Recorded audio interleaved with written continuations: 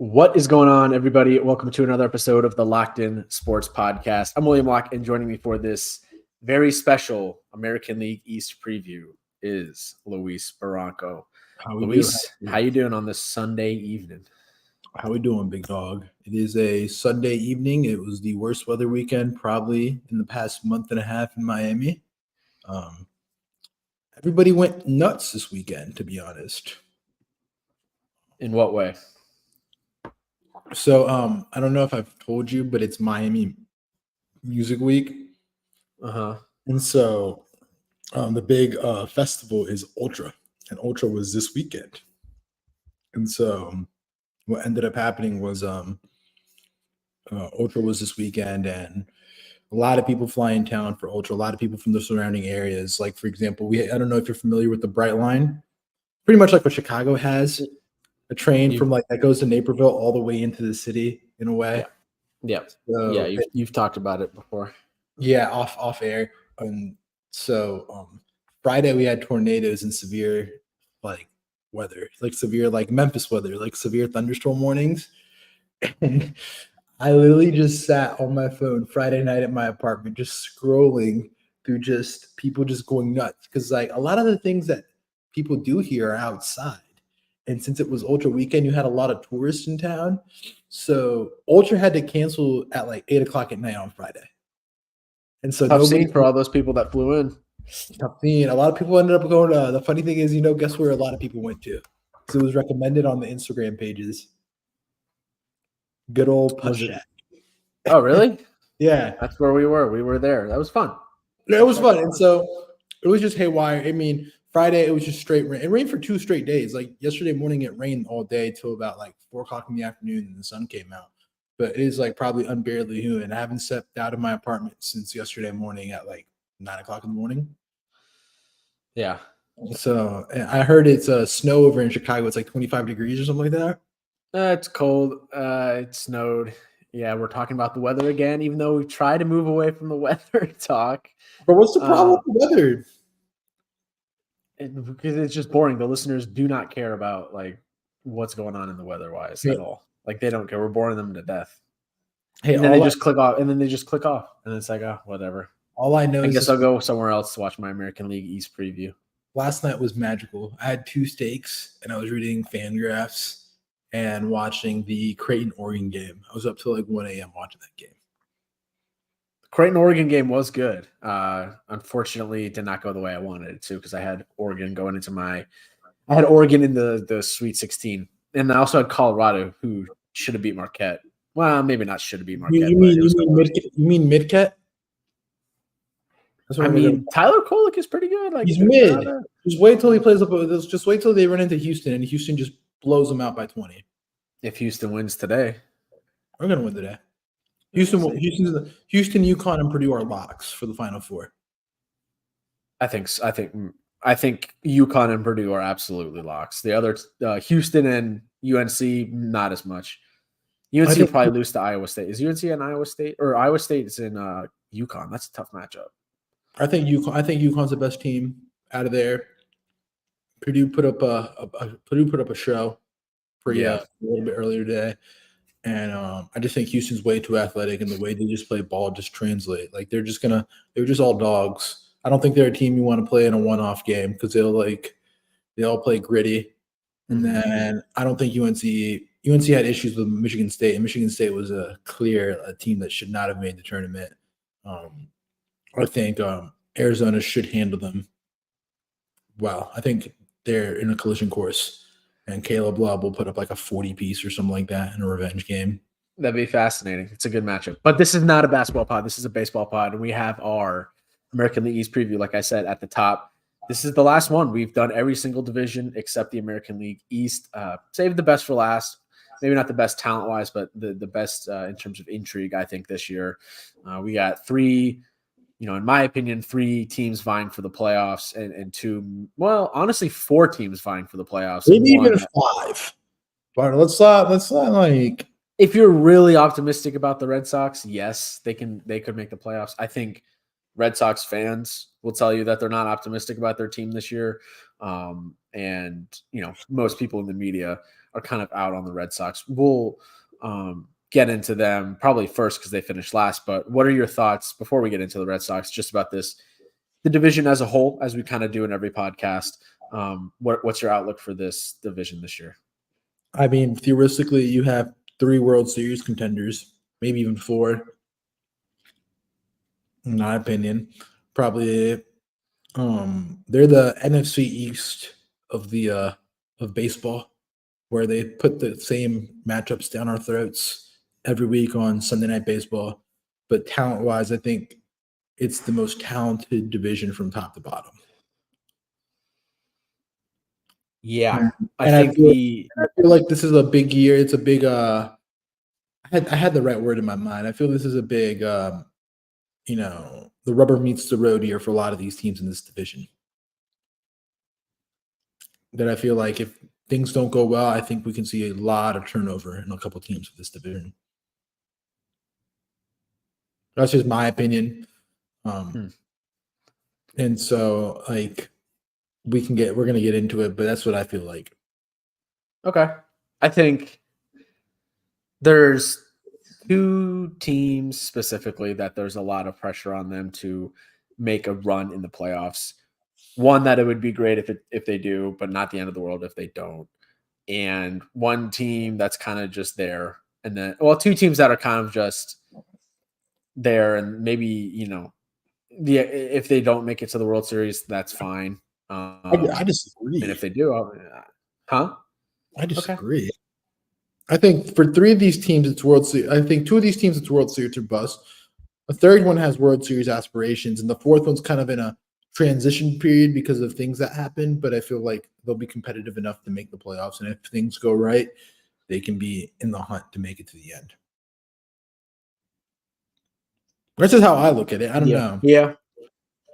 It's just you're talking about the Rays. The Rays, they're always good, no matter what. I think they're like the Astros light in the sense that we've gotten to the point where we should just like accept that they're going to be good until they prove us that they're not going to be good. Like they've earned that right, I think. Yeah, and I feel like they have a great talent development system. And I feel like all these 5 franchises have great talent on the pipeline. So I kind of feel like, yes, like they are the annoying teams of baseball, but they do have the talent and the young talent to also suffice. Yep. Yeah, they have a good farm. Let's start with the Red Sox with our first team deep dive. Their over-under win total is 77.5. They finished in the cellar of the American League East last year at 78-84. Just shows you how strong of a division it is, or it was last year, that the team that finished dead last went 78-84. Their lineup, Jarren Duran, Rafael Devers, Trevor Story, Tristan Casas, Tyler O'Neill, who they acquired via trade with the Cardinals in December, Masataka Yoshida, Ceddanne Rafaela in center. Second base is going to be Emmanuel Valdez. Connor Wong is their catcher, with Bobby Dahlbeck, Reese McGuire on the bench. They also brought in Vaughn Grisham, the second baseman. He's hurt right now. He's got a strained groin. So he's been out since March 1st. He came over from Atlanta this offseason, who I like. There's actually a good pickup. I kind of like him. And then they got Rob Refschneider in the outfield. Their star, like if you want to look at offseason acquisitions, their star offseason acquisition was Lucas Giolito, who was signed as a free agent this offseason. Big deal. And they gave him a lot of money, and he's out for the season with Tommy John elbow surgery. It was the internal brace surgery, so tough loss there. They also signed Liam Hendriks in February, the reliever, the closer. He's out for the season with Tommy John surgery. So 2 tough losses. Liam Hendriks has been hurt, and then Giolito was more of a new injury this spring. The rotation: Brian Bello, who just re-signed he re-upped, Nick Pivetta, Cutter Crawford, Garrett Whitlock, and Tanner Houck. One of the weaker rotations in the league. The bullpen headlined by Kenley Jansen, Joely Rodriguez. Chris Martin's pretty good, underrated. Josh Winkowski, and that's really it. I'm gonna be honest. So I like what they're going with this team. Not gonna lie to you. explain. I mean, you obviously have Rafael Devers there. He's kind of your future.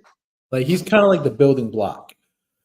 But the young guys that have around, I mean, I like the player profile of Tristan Casas. Their farm is very deep, as we've profiled before, that they're maximum 2 years away of their whole farm coming up, their guys. And they have Rafaela, who I believe he had some MLB time, right? Was he the one that had MLB time last year? Like a month or two? Who are you referencing? Yeah.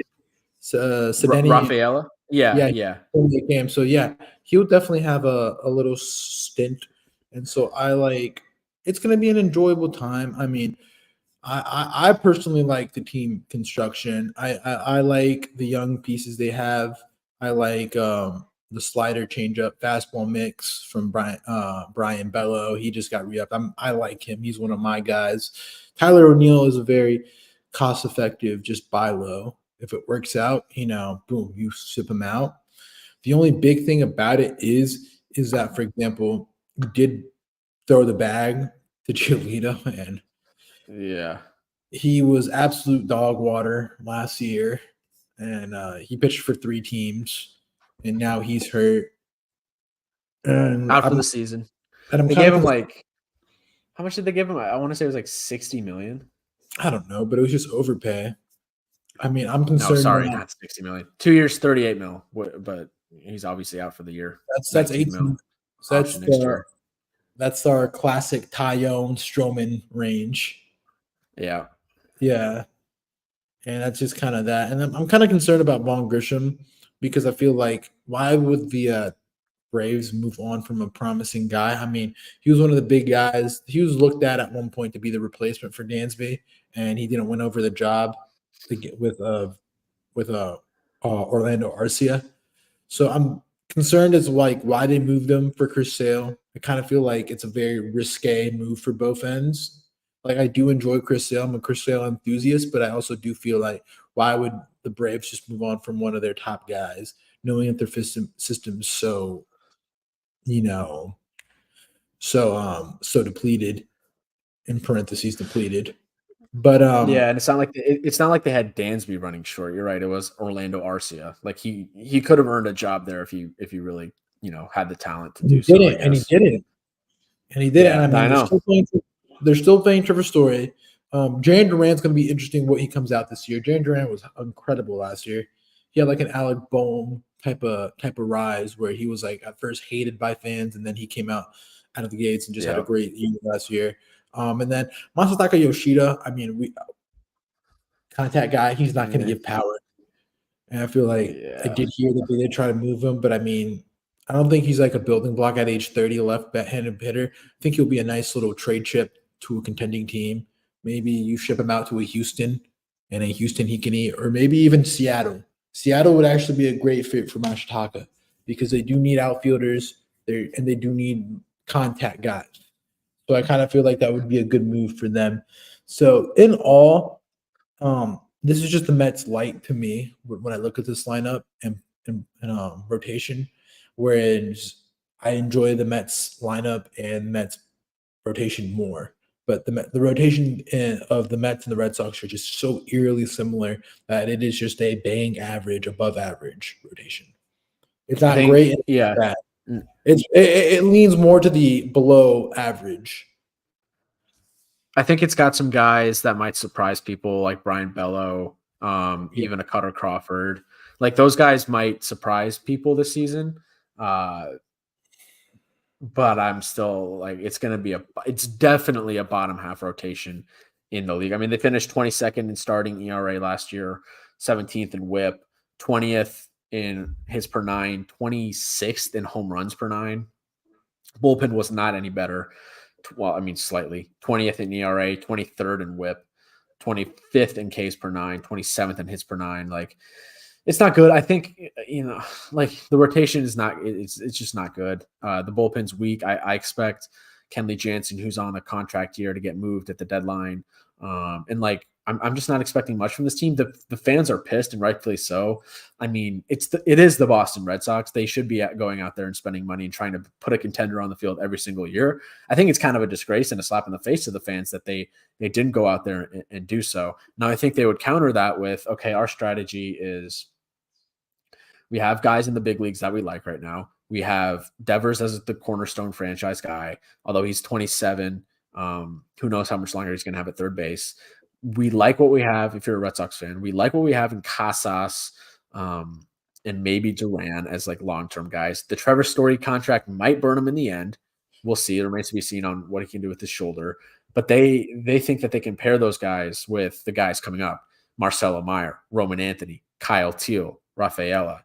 And I think that's a strategy that can work out. But if it doesn't work out, then they're kind of just screwed and left with, Devers on a big contract, Story on a big contract, and a bunch of young talent that didn't pan out, kind of like the Chicago White Sox. So if you're a Red Sox fan, it would be extremely frustrated, and they are extremely frustrated. They don't really, there's not one guy that they can point to and be like, yeah, that's our guy, David Ortiz, Dustin Pedroia. Like, it's just a totally different era in Boston right now. And I think the fans are pissed off. I know you say you like what's going on there, but we're outside observers. We're not watching every single night. I like the future. That's what I'm saying. Right. I think they'll build it right now. Totally. But I think Boston's one of those teams that they should be good every single season. They should be contending every single season, the way the Yankees are, quite frankly. Even if, the Yankees sucked last year, but a lot of things went wrong. Heading into the season last year, the Yankees absolutely had postseason expectations, right? The Dodgers, they're good every year. Even last year in a rebuilding year, they won a bunch of games. They won the division again. The Braves, they're always good for the most part.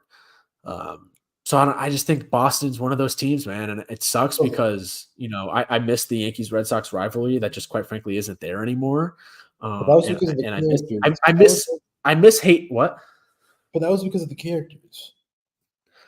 And I'm saying I miss hating the Red Sox. I don't hate the Red Sox right now. I dislike the Rays more than I dislike the Red Sox right now. But that's because of the characters.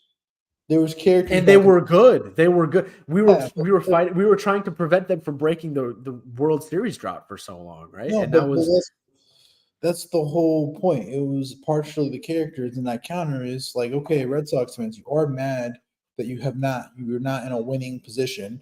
But let's be honest. Let's compare to the Yankees. How many World Series have the Yankees seen in the past 10 years? Yeah, 0. How many have the Red Sox seen? 2, 3, yeah. And how many appearances? I think they've won every appearance that they've been in. Granted, I'll say this. No, I'm just saying in the past 10 years, how many? They've been like 3 or 4 appearances. They won in 2018. They won against the Dodgers in 20. They won in 2018 and 2018 and 2013. Those were the last 10. Well, 2013 wasn't even 10 years ago. But in the last 10 years, they've been in the World Series in 2013 and 2018, and they've won both of them. And every single in the 20th century, they've been in the World Series in 2004, 2007, 2013, and 2018, and they've won every single one of them. So they haven't lost a World Series since 1986. That was the last World Series they lost. Granted, and I've gotten in fights about Cora as a manager, but everybody looks at Cora as a savant manager, where I'm just kind of like, Cora in 2018 didn't have to do anything with the amount of talent that he had. That's what I'm just saying. It's just like you gotta just trust your because easily they could have gone out and spent money and just nuked everything, but it's really like very cost effective and cost efficient. I know it's not what we like to hear, but I mean, when have they screwed it over for like the Red Sox screwed it over? Like done awfully. Yeah, the Mookie Betts trade was awful, but we do feel like that was a source of FSG getting involved. Well, yeah, but you can't just like brush over that. I mean, that was totally inexcusable. I get it, but the whole thing is, you look at your rivals. What team has had a better 2-decade span than the Red Sox from 2020 to the 2000s? There's no team. Sorry, from this century, you mean? Yeah, as a century. There's no team that can equivalent to that. Equivalent. That's a new word. Or no team that comes near that. Yes, the Yankees were great in the early 2000s, but was it sustained? That Yankees, and you can say the CC Sabathia, like the big spending Mark Teixeira, CC Sabathia. Who else did they sign? They had one more guy. I can't think off the top of my head. Teixeira. Yeah, him. How many World Series did they win? They only won one. They was always in the mix, and then they lost to the freaking Indians, now Guardians, and that Jabba Chamberlain game where the insects came, the mosquito game, Yep. Lake Area effect. So it's just like I do get the frustration, but it's just like, what do you have to sell to free agents? And I do understand why you don't pay Xander, because if you don't view Xander as your shortstop of the future, and you have Marcelo Meyer, then what's the point of paying him $300 and basically blocking Marcelo Meyer? And let's talk about that. That year, he was viewed as one of the top 2 or 3 guys in that class. It was him, Waller, and who's the other guy? There's one more shortstop in that draft class. I can't think about it, but I know Waller. He went to DBU. Meyer, and then there was one guy. I think it was another. Lawler was a high school. Lawler was a high school guy. He was coming to the Dallas Bank, I believe. He's a Texas guy. 2021 MLB draft. Can look it up for you. Because that draft, it was the Jackson Jobe draft from the Tigers. Brady House. He went to Khalil Watson, Matt McLean. Yeah, that guy, Troy Watson. Sweeney. It was Khalil Watson, I think he's in the Indians, the Guardian system now. Yeah, he went to Miami, drafted to Miami. And obviously things didn't work out there. There's clear things that we don't have to get into in this podcast that we do not know. But that's the whole thing. I wouldn't be too mad. I mean, yes, it's not great, but I feel like out of these guys, obviously Devers is your cornerstone. Jared Duran makes us a great 4th outfielder. Tristan Casas is a great first baseman. Yoshida, you'll get some return back. O'Neill, we'll see if you can hit. And then Rafaela is the future outfielder. And then you just have a second base and a catcher to worry about. Your pitching staff is garbage. It's not garbage, it's below average, but there's clear guys that I can see. Pivetta makes a good 4. And then Bello can be top line. So there's just there's just nothing, if I'm a Red Sox fan, that gets me excited about this team for this season. I get excited at the fact that I can just see Brian Bello every 5 starts, him and just see development of Tristan Casas and Rafaela, Duran and Devers. That's your 4. They've fallen so far, man. They've fallen so far. But it's just like they've gone into a very fiscally smart approach. And you hate that because you want them to be good and you want them to be the big dogs around town, slinging that shit. Pause. No Diddy. But the thing is that you just want them to be good. You just want them to be spending. You want them to be doing things. But then when it doesn't work out, you end up like the Padres that are cutting costs out of the wazoo. And the Padres are in strict purgatory. The only way the Padres think is a success is if they get the right matchups in the playoffs and the right players get hot. Yeah, but that's true of any team. That's true of baseball. That's just not true of any team. No, because Houston can just Houston. I will bet on Houston if it's in a legal state, and please bet responsibly. I will happily bet on Houston 9 times out of 10 to get to the World Series. I will bet on Atlanta, even though they've choked the past 2 years. I will bet Atlanta. I would it is not as matchup dependent. Like you put anybody across that dugout, I don't care. I will bet on Houston, Atlanta, LA. No, because I'm still not convinced for X reasons. But that's the whole thing. Okay, that's enough Red Sox. The number is 7. But do you see what I'm saying though? Yes.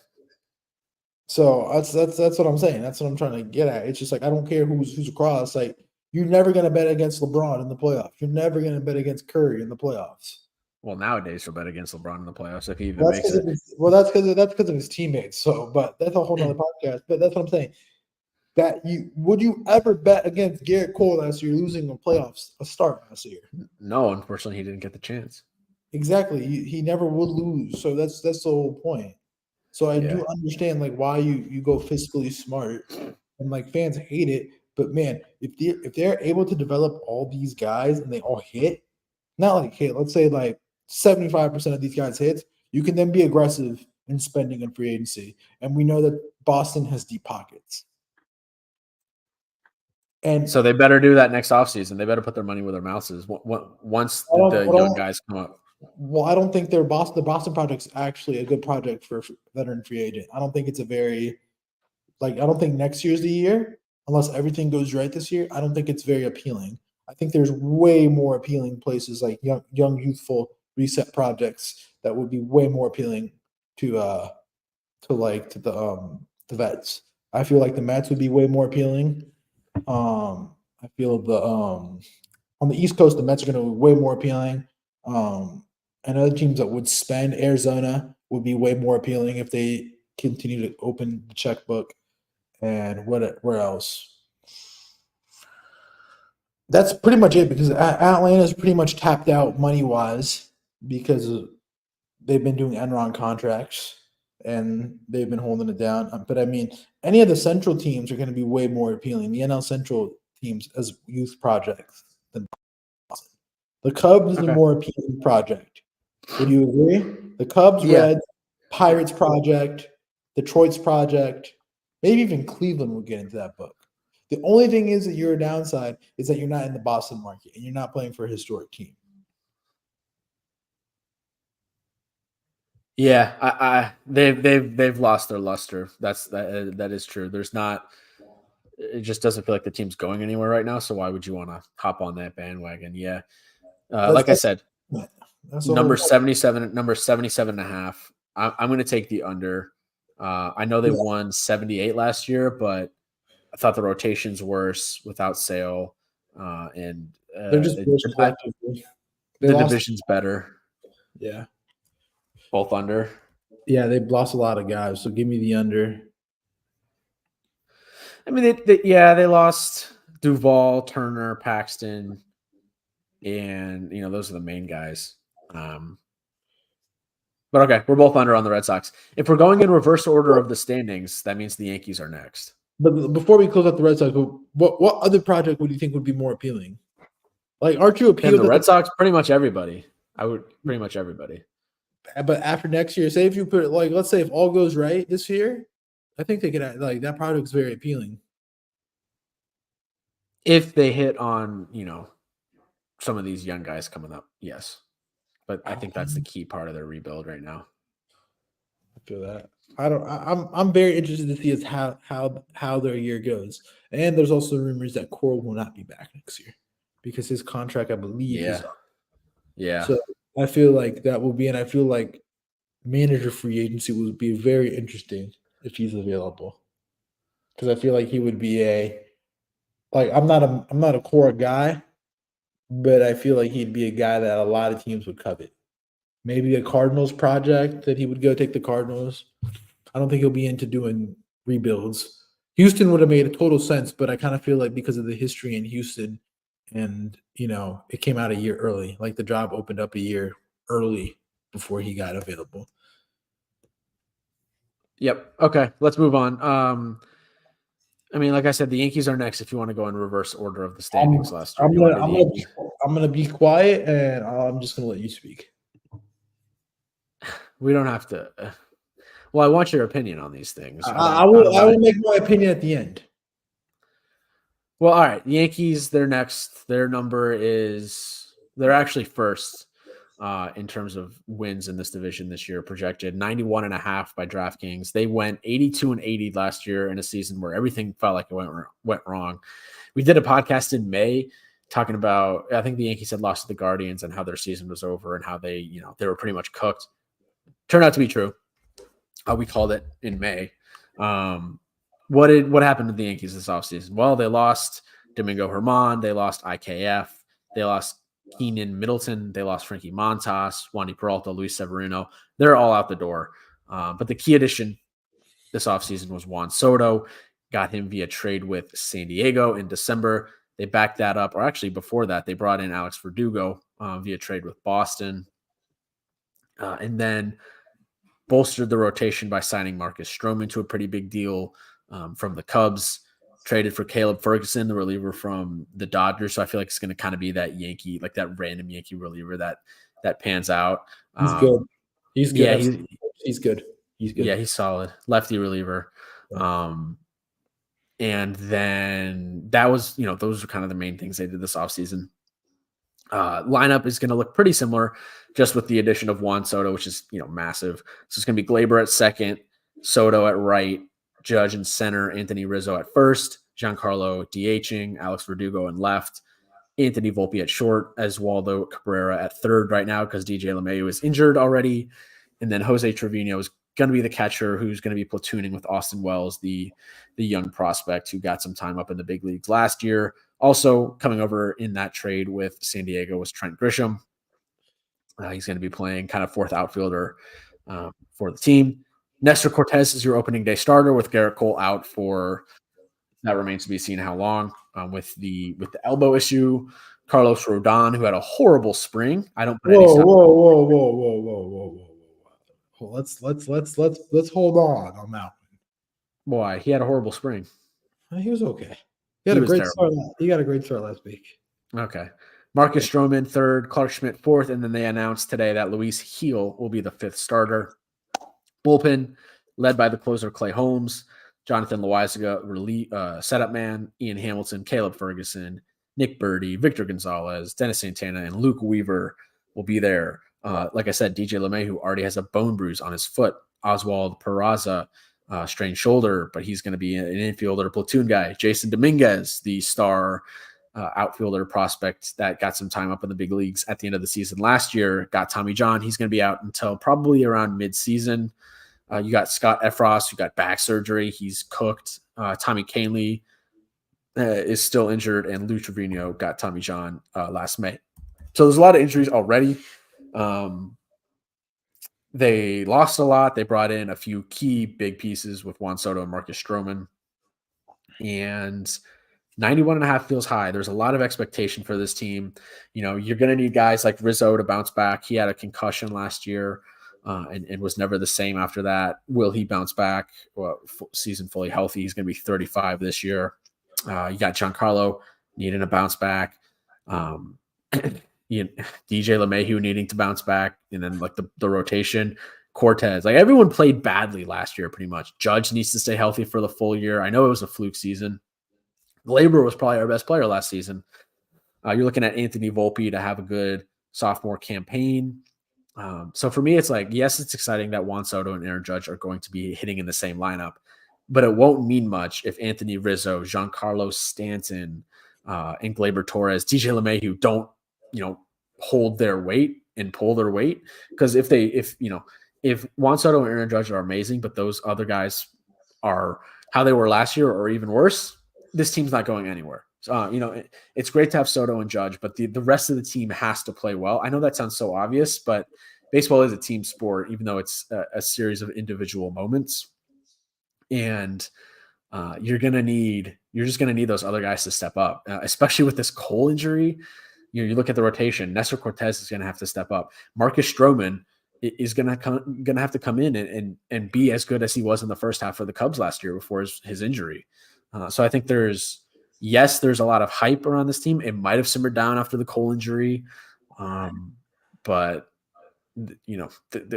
the B guys, the B and C guys are going to have to step up, I think, if the Yankees want to succeed this season. And that's you've hit the nail on the head. That's kind of my biggest deal. I'll be honest. I know we're going to get into a discussion about this, but I believe Rizzo is cooked. Love the guy. Wow. I didn't see anything after that concussion. I just saw him like anything. I understand concussions are long lasting, but he just looked absolutely cooked. I mean, they pretty much shut him down after that. That whole thing, like 2 weeks or something like that, but he was a couple weeks, like a month, and he was cooked. He was awful. Well, Yeah, he was playing with the concussion. That's why. And then they shut him I'm down just after that. concerned. My biggest concern is Rizzo, Stanton, and third base. Because I could obviously care less about Trevino because we all know why Trevino's in that lineup for.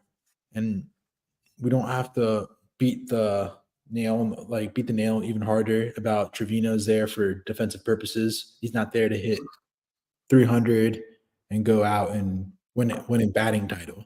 Like he's there to pitch for him, get a couple strikes, go our way, and that's what he's there for. Oswaldo Cabrera, I understand he's more of a utility guy. He fits my Ben Zobrist mold.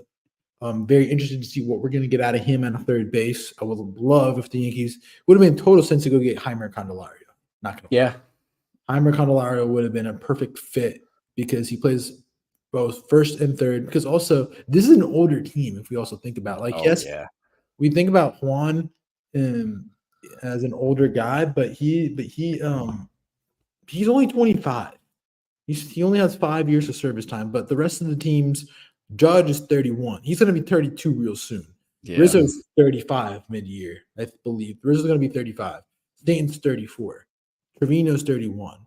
And it's not a very young team. So, as much as we almost talked about Gleiber, I feel like Gleiber's kind of like the safest player in that lineup right now.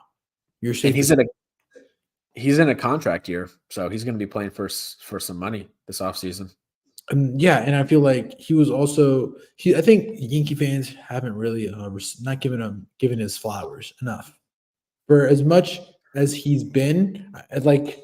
Let's go back and look about the baby bombers. It was Sanchez, Judge, Gleiber, and you could argue Greg Bird, who you and me got about Greg Bird. I was like, dude's cooked. And you're like, no, he's good. And I'm like, he's cooked.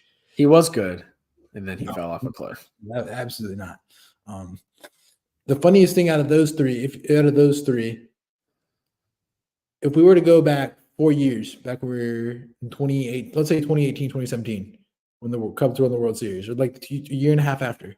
2016, when they were in the World Series. It's 2018, 2018. Which one out of the three would you feel like would be the first one gone? Wait. The baby bombers.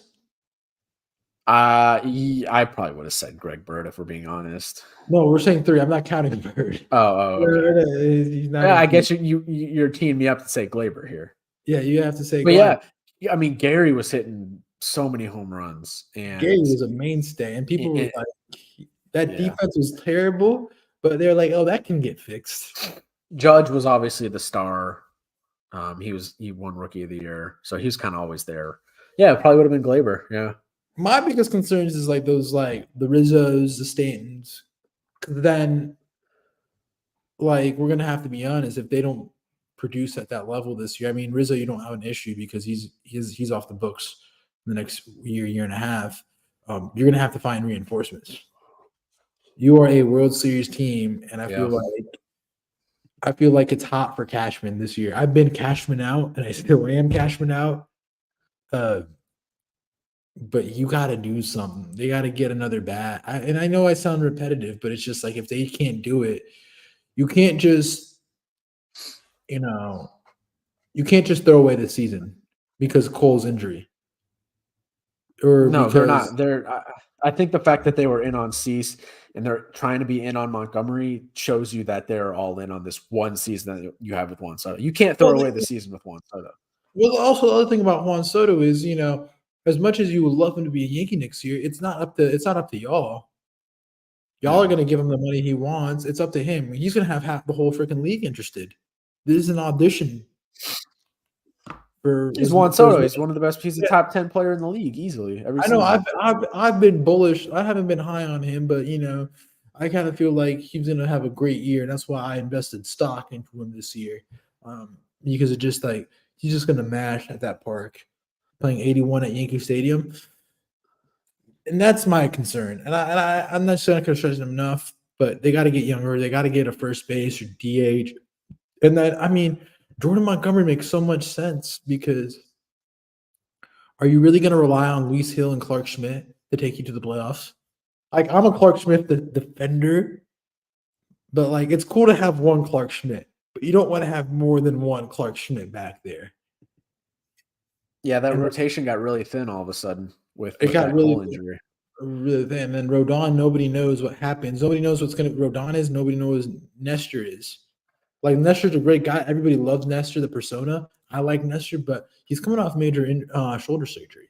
Like we don't know what he's going to be at, and in reality, it was only one good year of quality work. So it'll be very interesting to see what happens. Yeah. The thing is, we can talk about it. The Jordan Montgomery saga is interesting because the Yankees did move on from him abruptly.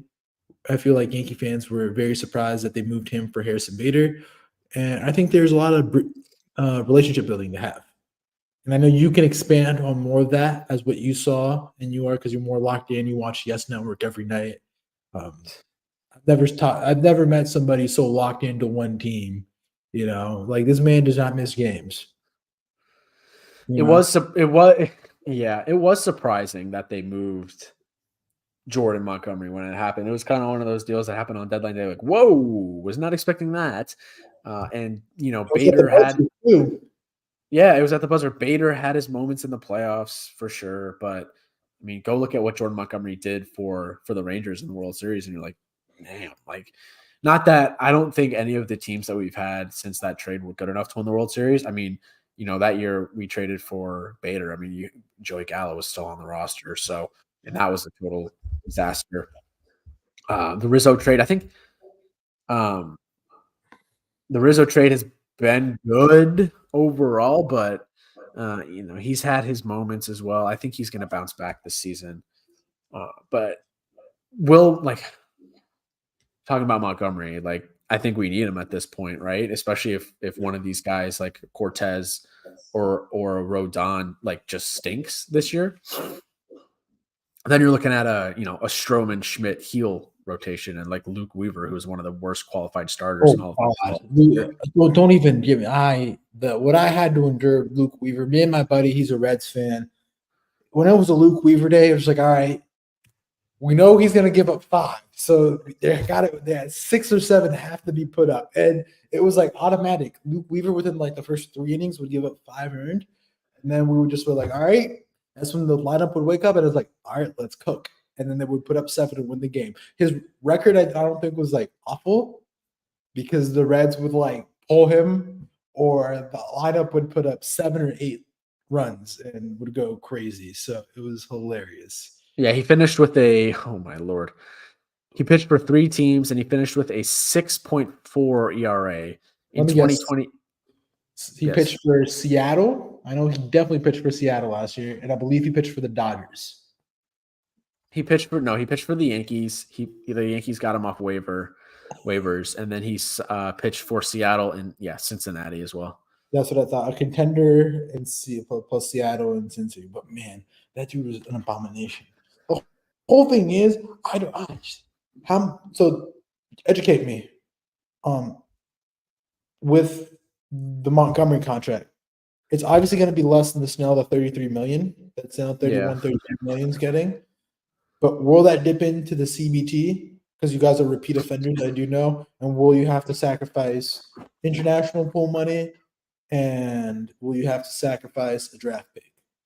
Don't quote me on it, but I'm pretty sure Montgomery, we won't have to sacrifice pool money or a draft pick, but we are still like over the second luxury tax threshold. So if we pay him like $20 million, it would actually cost $40 million. Like it's at that point. I think it was like with Snell, if he got 30, we would have had to pay him 60. So he's basically, if we sign anybody at this point, we're going to have to pay double for them to get him. Now, I would argue, A, the Steinbrenners already have enough money, whatever. It's not that big of a deal to them. And B, we really need another starter. Now, can I give you C? Yeah. And I think we've stressed this a lot on the pod, but I don't think they're like out of the teams that are going to be middling, and because the playoffs are expanded, I don't think there's going to be a starter up there at the trade market. Yes, and also, even if there is a starter, like you said, the Yankees are getting older. You would like to have a good farm system on the way up, but the Yankees have kind of already traded a lot of those guys away. So they're in a situation where the farm system is not what it was 5 years ago. And it's kind of thinned out. There's still some talent down there, don't get me wrong, but it's not as loaded as it was. But And it's, if like, but it's the Yankees. You have to trust their international pool. The international guys that they've gotten in the past have been hits. yeah, And so you yeah, have to trust that. My biggest thing is that you have to get Montgomery, because you cannot let Montgomery end up in Boston, or you can't let him end up in where else could he end up? They're saying Arizona now could be an option, since Eduardo Rodriguez is now on the IL to start the year. it'd be a great pickup for the Diamondbacks. And that would instantly boost him up on my list. The thing is like, people, like, we talk a lot of trades, and this is the last thing I'll say about the Yankees. We talk a lot about trades, but we also have to remember that it's, one, a relationships business. Two, Yeah. that we have to think about what GMs are working with each other and what agents.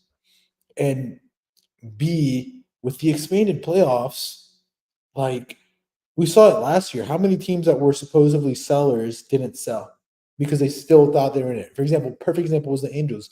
The Angels, everybody knew that the Angels, like, their chances were like sub 15-10%, like, just off hypothetical chances to make the playoffs. And what did they do? They literally went and bought everything on the market. And how'd that go for them? It didn't go great, but that's what I'm saying. It's just like, you're not going to see, like past years, that, sellers. I mean, 2/3 of the freaking league, maybe even you can argue 75% of the league, was still in it last year at the trade deadline. The only teams that weren't in it was the Rockies, the A's, and what other team? That's it. Because the Red Yeah. Sox are still in it. The Red Sox are still in it. The Giants are in it for a little. Like, everybody was still involved into a race. Oh, and the Nationals. And this is happening in all sports, the NFL with the expanded playoffs, the NBA with the play in, like, it's all happening, or it's happening across all sports.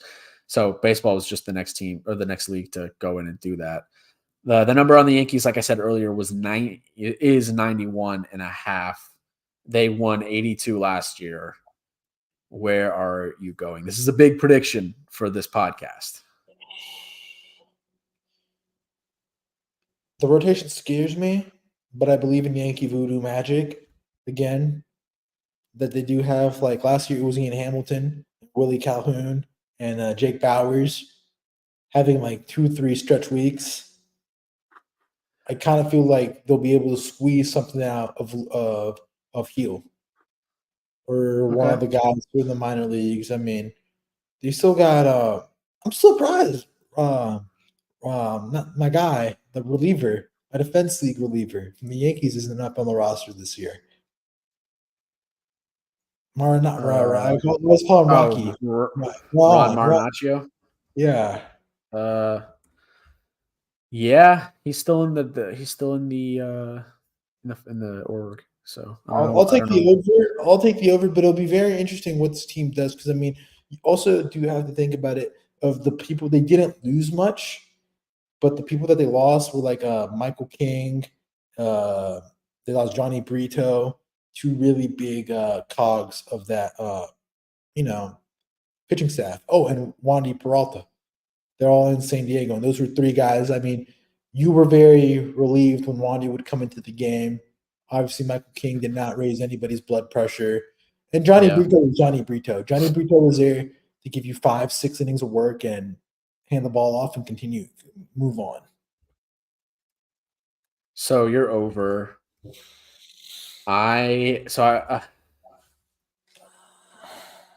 Like it just doesn't.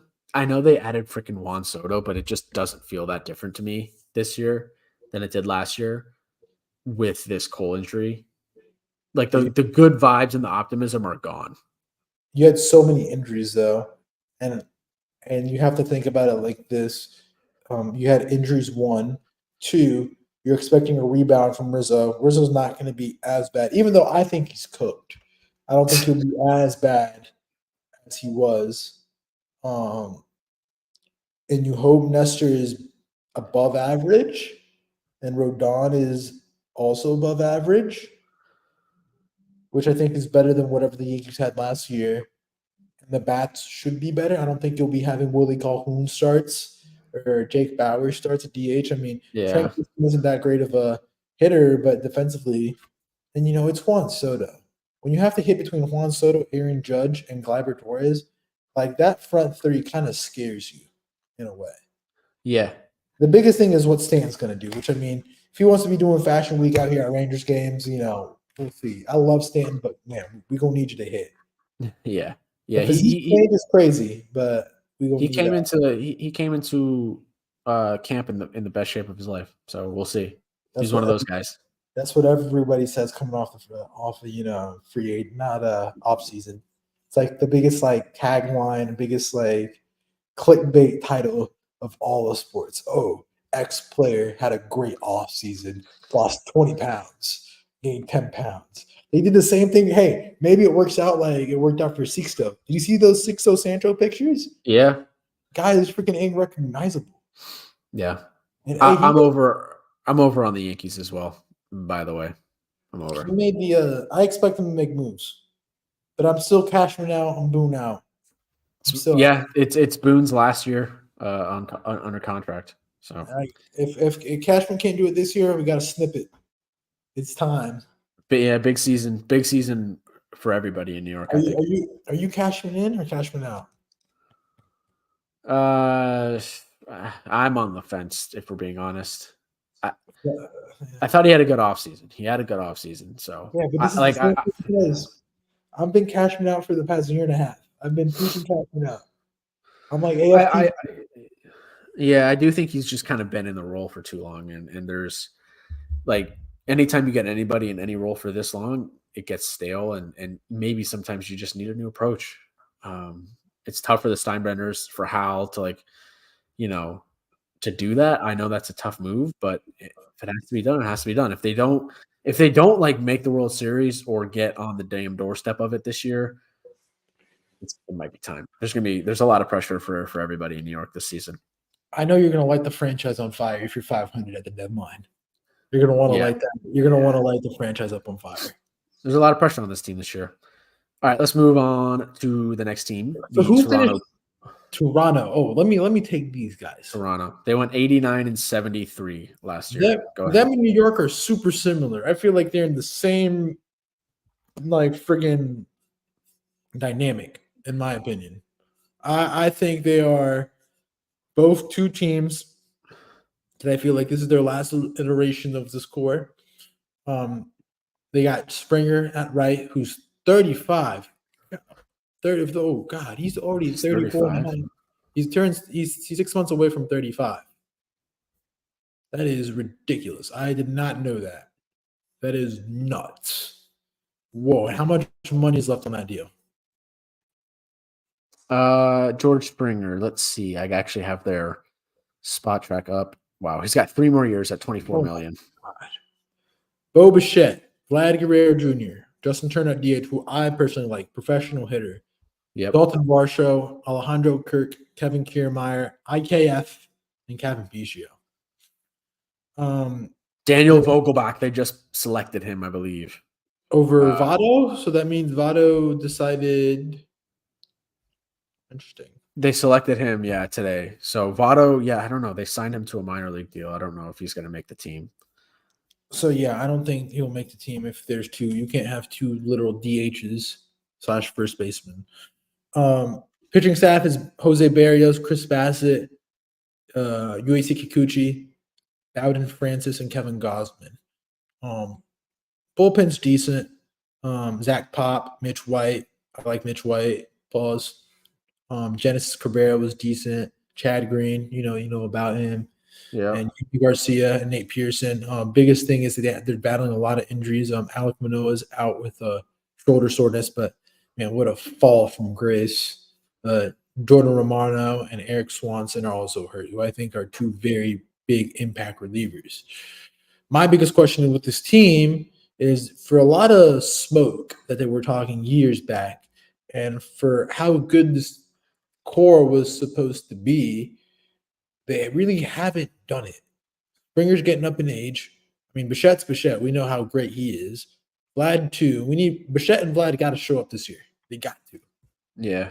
And then there are other guys. I mean, is Kirk just a 1 year blip? As much as I would be saddened me because he's one of my favorite players in the majors.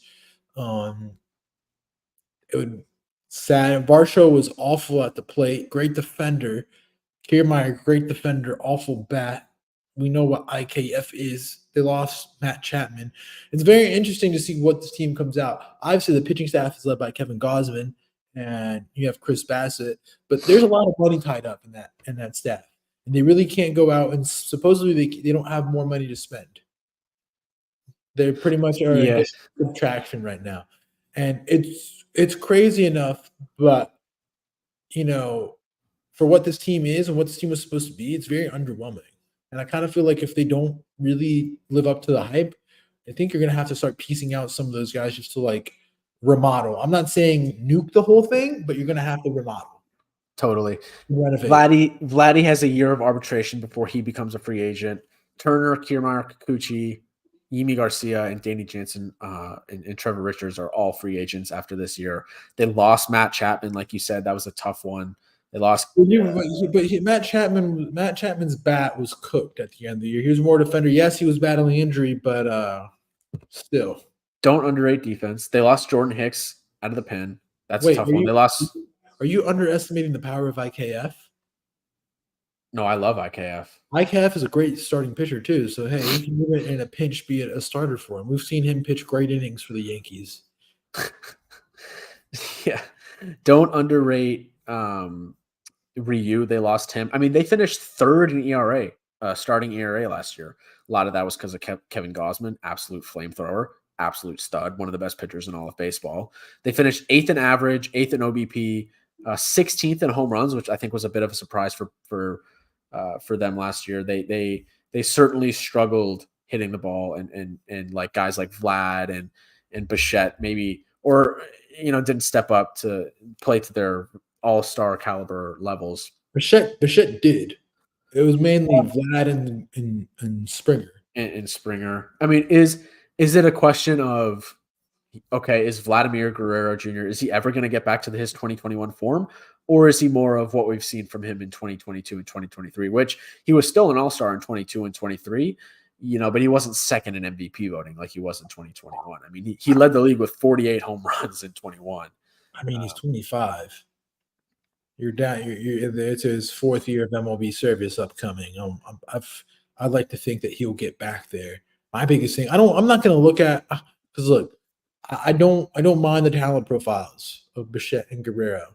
It's just everybody. It's just how are you going to get back? How are you going to get to the level of a Houston? How are you going to get up to a level of Texas, Seattle, of Baltimore? How are you going to get up to that level? And I don't see it. A lot of yo-yo players in this team. Jose Barrios, prime example of a yo-yo player. Great or just garbage. Yeah. He was better last year. Chris Bassett's up and started out bad, but then got better. And I just don't. It's also an old pitching staff. Bassett's 35. Barrios turns 30 real soon. Kikuchi's 32, and Gausman's 33. They have Ricky Tiedemann, the top prospect, left-handed pitcher, expected to help them out this year. But he's going to be on a pitch count even if he does. What's your thought on him? I think he'll be good. I don't think he's going to be – pardon? You think he's a starter? Yes. I don't know. I don't get starter vibes from him. I don't know. Just watching him pitch, I think he's a better for maybe a 10 role. I don't know. He's a 4-pitch mix, or sorry, 3-pitch mix. That gives you more bullpen vibes. More bullpen vibes, high heater. I mean, Nate Pearson was on the same track, and look what happened to him. Yeah, he flamed out. I mean, their farm's weak. Yeah, it's weak outside of him. Sorry. It's weak. I mean, the only guy is Arjun Namala, who you and me both like, but man, he is. I think one of us will get married. One of the squad will get married before. Maybe the whole squad might get married before we see Namala in Major League Baseball. Somebody might have a kid. Yeah, he's super young. Super young. He's 18, right? Yeah, he's 18. Yeah, so I mean, it's crazy. I just don't know. I don't see it. I would like to. It's very sad because they probably had one of the and this is like why baseball is such a great game, because one year you could be at the top of the mountain and then the next year you could be crap. Like right now, we're looking at fantasy draft boards, we're looking at players, and we're looking at, oh, these should be your top guys. And then we could have a crazy season. Just like one year it was Ryan Vogelsong, the pitcher from the Giants. He was a career minor journeyman, career pitcher, has one great year, became a mainstay of those Giants teams. It's one of those games in sports that, where a relatively like lesser known player can have a ridiculous season. Brent Rooker had a ridiculous season. Yeah. So yeah, it's also one of those. It's also one of those sports where your star players, in the NBA, your star player, he's going to hit. If he averages 20 points, he's going to average 20 points every single season. In baseball, that's not the case. A guy can hit 40 home runs one year, and the next year, I think Chris Davis just fall off the face of the earth and not be able to hit the ball anymore. Which one? For whatever reason.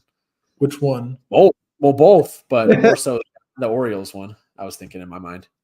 I was saying both. That's the whole thing, and so I'm not. It's. I just don't know how you improve the team. How do you improve the team? Well, that's the thing is they don't have any money and they don't have any prospects. You're kind of in a death trap, and they're old. So they're not old. The guys that are acquired, they're older. Do you cut bait with Vlad this year while he still has value in 2 years of control? Do you move Gausman? Like, you're going to have to move one of these big names if you're not in contention to rebuild that farm. I would move Gausman. They could be this year's Yankees if you think about it. Yeah. Because you can see them being an 85 win, 88 win team. Wild card-ish. But hey, if injuries are stacking up already in the back half of the bullpen, I mean, Jordan Romano, the local kid I think he's from Markham, Ontario. He's there, and he was a lights out closer. He's hurt. Say you have a Bichette doesn't start off like he did last year, and we don't see that jump of Guerrero. Turner, for as much as we love Turner the bat, he's 39. So it's very interesting to see, and they put a lot of defense in that lineup. So I mean, season could go left real quick. Yeah. They kind of give me last year's Mariners vibes, where I could see it going south quickly. The number on them is 86.5. They won 89 games last year and lost to the Twins. And they didn't lose that much. What do you think? Also, what do you think about their manager? Because they have an interesting John Schneider. I mean, not a fan. He was a career minor league guy, got the interim job, and the whole team rallied to him last year. You think he has a sophomore slump? Yeah, I'm not a fan of him. He's kind of not my favorite character. I'll just say that. Good. I'm sure he's a great guy, good manager, but he's had some beef with the Yankees that kind of set me the wrong way with him. Anyway, I'm under 86.5. I think this thing can go south quick, especially if guys like Vlad and Bichette don't have big years. I like Vlad. Gausman's already hurt. Who? Gausman's already hurt. Oh, he is? Yeah. Well, they're saying he might still start opening day, but he's going to be on like a pitch count, pitch limit, whatever. He was Cy Young too. I wanted to go over, but now that I know that, and he had a ridiculous year. I think he had a Cy Young year last year. Yeah, he was ridiculous last season. Give me the under. Yeah. We're aligned on three. Well, we had similar baseball minds, except for Yamamoto, I feel like. Yeah, we do have. Well, we disagree on a lot, though. We disagree a lot on the Yankees. Yeah. All right, next team up is the Tampa Bay Rays. They went 99-63 last year. I think half of those wins were in April. But in April, you mean 90? Like, I would assume how many times did they play the A's last year? Like 25 times? 20 wins of those were just straight A's wins. Yeah. Because they started they had the whole team went and did the WBC and started off crazy. Yeah, they had an interesting offseason. They lost or they traded Glasnow to the Dodgers and got our guy Ryan Pepio in return. They lost Robert Stevenson, Chris Davinsky, Jake Diekman, Ramel Tapia, and Francisco Mejia. Their lineup is looking like Yandy Diaz, Brandon Lau, Randy Arozarena, Harold Ramirez, Isaac Paredes, Richie Palacios, Jose Siri, Jose Caballero, Rene Pinto, with Curtis Mead, Ahmed Rosario, who they brought in this offseason, on the bench. Their rotation is weaker than last year. Zach Eflin, Aaron Savale, Zach Little, Ryan Pepio, and Tyler Alexander. Bullpen is pretty good. Again, Pete Fairbanks, Jason Adam, Colin Poche, Phil Mason, Sean Armstrong, Garrett Clevenger, and then their injured guys, Johnny DeLuca, Josh Lowe, Jonathan Aranda, Taylor Walls, Shane Boz, Taj Bradley, Shane McClanahan, Drew Rasmussen, Jeffrey Springs. They have a lot of injuries. Springs, Rasmussen, McClanahan are all out for the season. So is Shane Boz. Or Shane Boz might be back. He got Tommy John back in September of 22. Taj Bradley, strained pec. I really like him as like a young up-and-coming pitcher. I got to see him pitch in Wrigley last year. I like him a lot.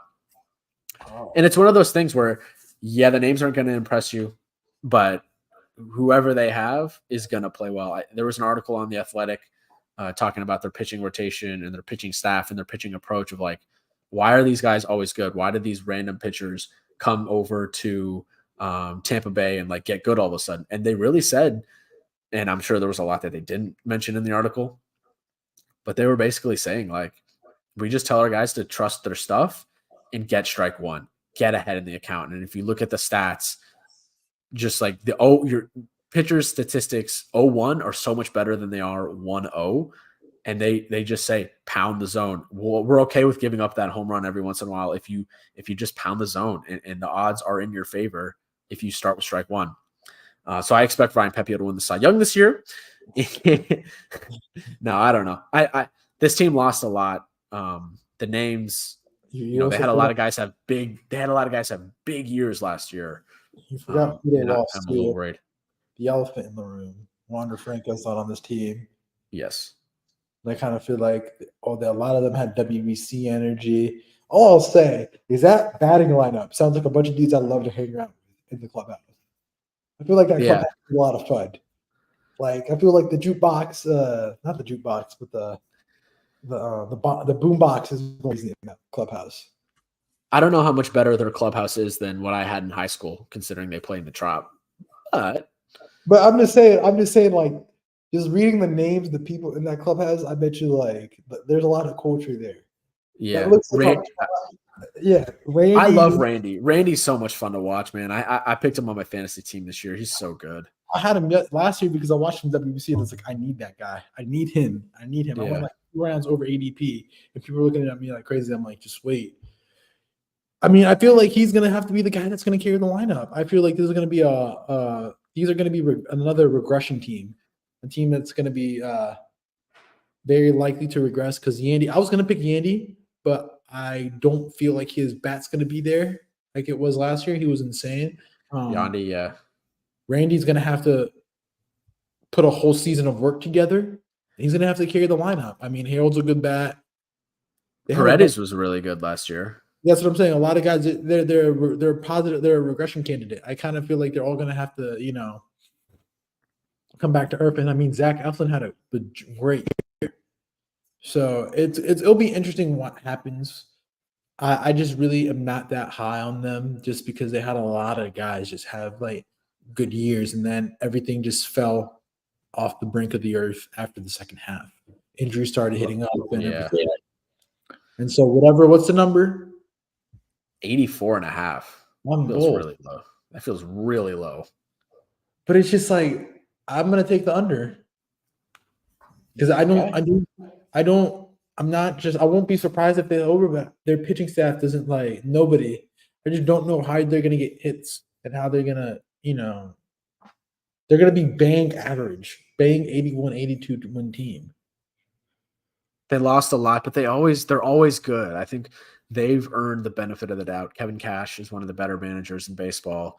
So give me the over. 84.5 just feels too low. But I feel like at some point, you got to pay your rent. You got to go back to the cellar dwellers and pay your rent.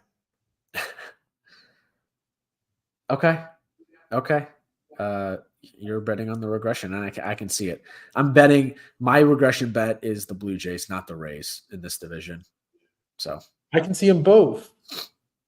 and honestly, I could see I feel like the loss of Wander is very understated.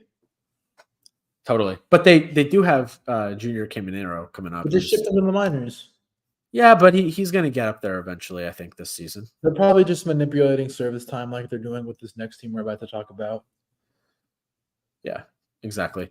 The Baltimore Orioles are our last team in the American League East. They finished with a whopping 101-61 record last year. They lost in the division series to the Texas Rangers. And what did they lose? Absolutely nothing. They lost Jorge Lopez, who I think that wasn't a great experience. Adam Frazier, Aaron Hicks, we both okay. They have a bunch of young guys that can come up and do just the same job, if not better. They did lose Kyle Gibson, which was a tough loss. I think he had a good year for them last year, but he only got a 1-year deal. So yeah, and let's be honest. I mean, this is your .TV team. This is the young team. These are the Oklahoma City Thunder of baseball. Corbin Burns, Grayson Rodriguez, Tyler Wells, Dean Kermer, and Colt Irwin, with John Means and Kyle Bradish returning at some point this season. Only thing is that Felix Bautista is not there, and they have the number one Craig Kimbrell as their closer. And I want to say, do not underestimate or do not overstate or understate, that loss of Felix Bautista. I know you're not super high on him, but they are replacing him with Craig Kimbrell, which is concerning. That's what I'm saying. That's concerning. I'd rather you just run a committee at that point, or give Cano the ball. Out of all the guys, Cano, man. Give it to Cano. But I kind of feel like I feel like they're not giving it for a reason. You know what I mean? There's a reason why you're not giving it to him. Because you signed Kimbrell to be the guy.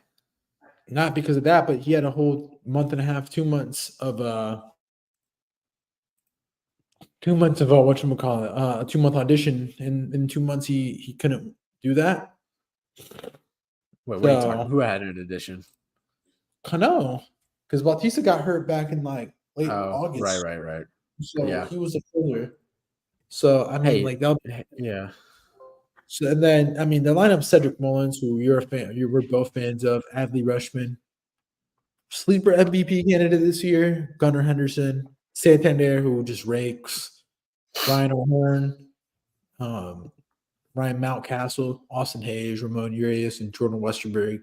Granted, half these guys in the lineup probably won't be starting at the end of the year because of Jackson Holliday, Kobe Mayo, Heston Kjerstad, and Colton Cowser.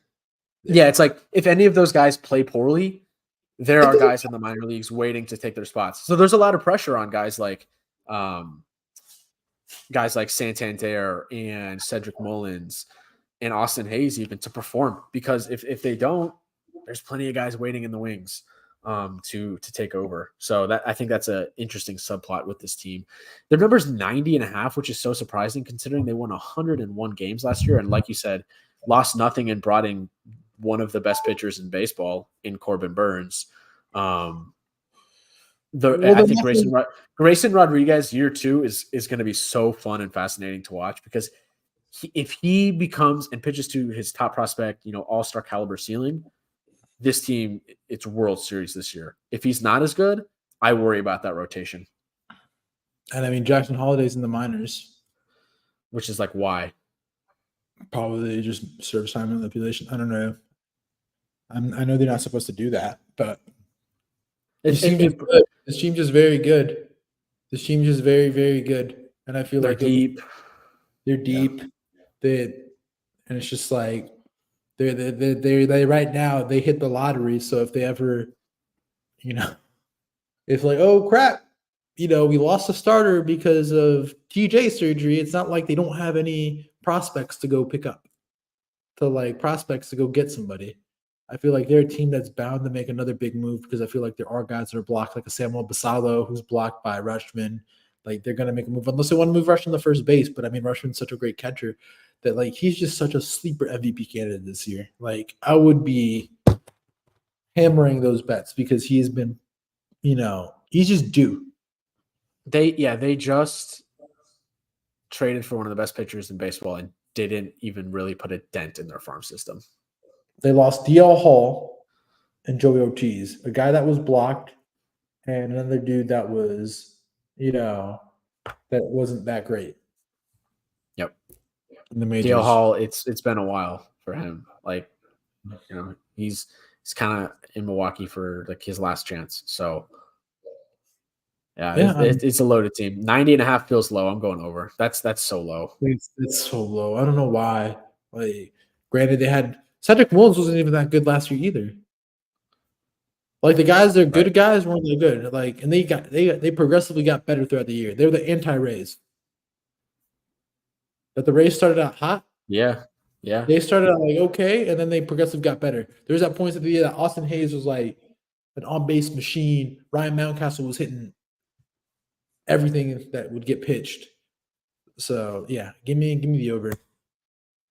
So let's get. I can see the regression just from like some of the players' second year in the league. But I'm still over. All right, yeah, let's get into the next. Well, who's your division champion? The division champion is going to be Baltimore. I think they've won they've won that respect after last season. I'm going Baltimore as well. Okay, what were you going to ask? Hitter to watch, pitcher to watch, and then we'll go into defense leagues. Yep. Pitcher to watch is undoubtedly Grayson Rodriguez. I already spoke to his importance this year. If the Orioles want to win the World Series, he's going to have to be, he's going to have to be an all-star. Pitcher to watch, give me Marcus Stroman. I think he's kind of in a similar situation to Rodriguez. Obviously, he's a veteran, but with Cole gone, Stroman is going to have to step up and be that guy, be kind of the ace of the rotation. I think if I had to pick a guy for the Yankees right now to be an ace, it would be Stroman. So a lot of pressure on him in his first season in the Bronx. And then what was the other one? Oh, that was two pitchers. I need a hitter. I give you guys an extra hitter or an extra pitcher. Hitter to watch. You know what? I'm going to go into Boston. I'm going to go Tristan Casas. Can he be the guy? Can he hit 30 home runs for them this year? And all of a sudden it's like, oh, we got a franchise first baseman. I think he's one good season away from locking that up. No, he was the guy I was looking for. That's the guy I'm looking forward to watching too. He was on my target list for fantasy baseball, and then of course Armand has to draft him. The 2 articles that he reads probably has him listed there. Yeah, he's my hitter to watch, definitely one of them. And then I'll give you a second hitter. I want to see Vlad and there. I'll give you an extra one. Soto too. I mean, I'm expecting big things from him. Those are my 3. And then I only have one pitcher I'm very interested in watching. It's Brian Bello from Boston. I like him. I like his makeup. I'll be interested to see what he comes out to be. Okay, and then defense league. All right, well, we're gonna go to New York. I'm pretty much buying a lot of Yankees. I'm sorry. Give me shares into.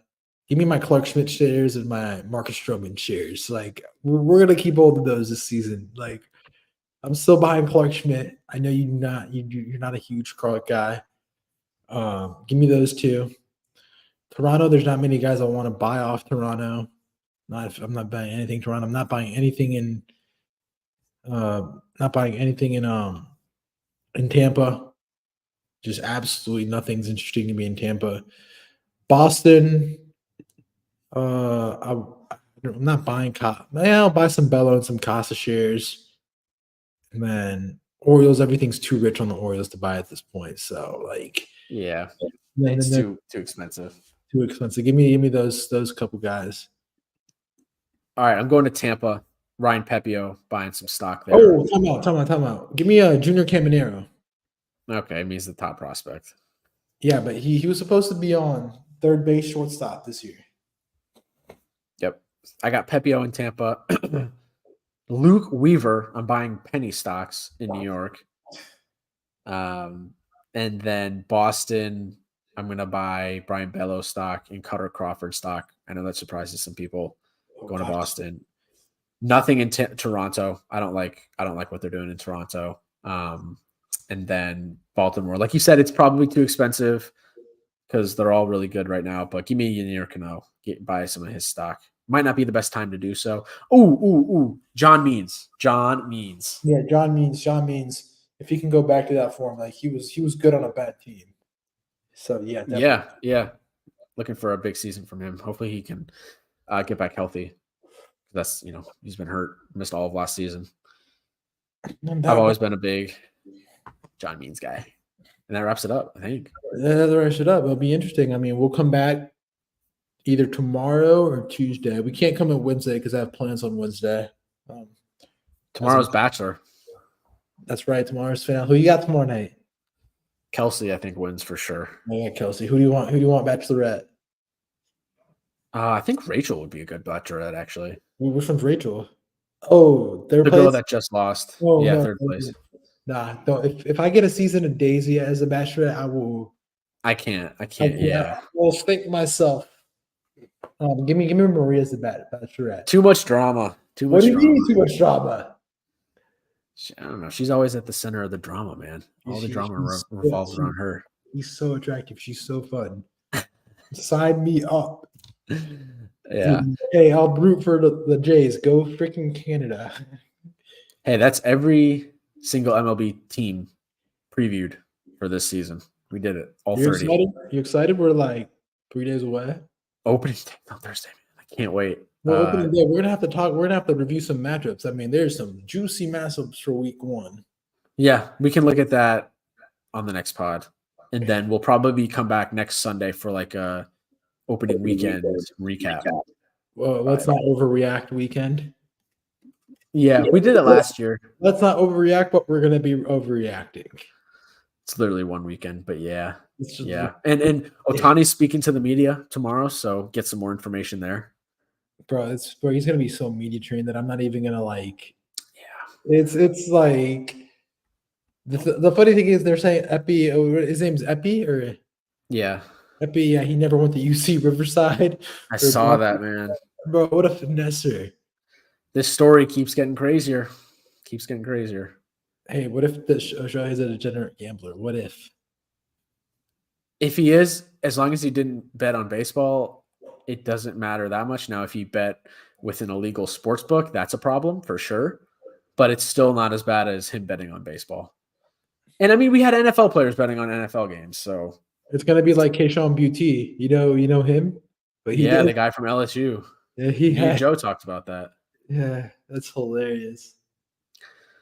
Okay. We're gonna have to get Joe on for a Twins pod. We're gonna have to do like a little Twins. Well, we're doing the NFL. We're gonna do an NFL pod for the draft here coming up. I've been researching that one quite a bit. I'm quite interested to see after this weekend, but I mean, who knows? Maybe we get a Montgomery signing. We'll see. Well, he's gonna have to sign somewhere.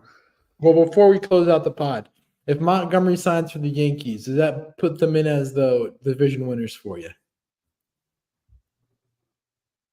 Honestly, yes. Because I believe they would have a stronger rotation than Baltimore. Yeah, because it just depends on more hurt right now. Yeah, it just depends on what Cole looks like when he comes back. I'm still worried about Cole. Yeah, but just put him in bubble wrap till July. Yeah, and that's still half the season left. Isn't he responding well? Supposedly to the treatment. I haven't seen that. We're gonna need some fair territory. We're gonna need some athletic fair territory stuff to come out real soon. I mean, yeah, I'll keep you guys posted on that. I just hope some teams I just hope we get some more movement. You know, like yes, it can be great, but more movement into the league. So. Yeah, that's what you want. We all want more movement. All right, let's get out of here. It's been an hour and a half. That was a lot of fun. Previewed every single team heading into the season. Gonna be back on Wednesday, whatever day, Tuesday, probably with props and props, awards, stat leaders, playoff predictions, and everything. So every single aspect of the season previewed for you guys. We're excited to do it. And opening days on Thursday. We're so close. Cannot wait for the season to get underway. The 162 game marathon. It's not a sprint, just like life. marathon, not a sprint. Yes, sir. All right. Anything else before we get out? That's it. Till next time. All right. Thanks, everybody. Catch you guys on the next episode. Peace out.